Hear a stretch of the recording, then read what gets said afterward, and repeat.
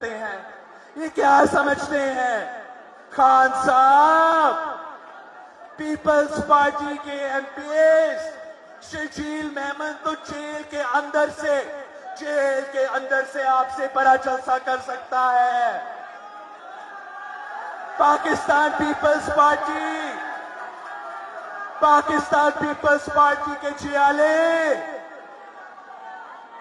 घबराने वाले नहीं हैं, जेल जाने को तैयार है, अवाम के लिए कुर्बानी देने के लिए तैयार है। हम तो जान भी देते हैं अवाम के लिए। जेल क्या चीज है?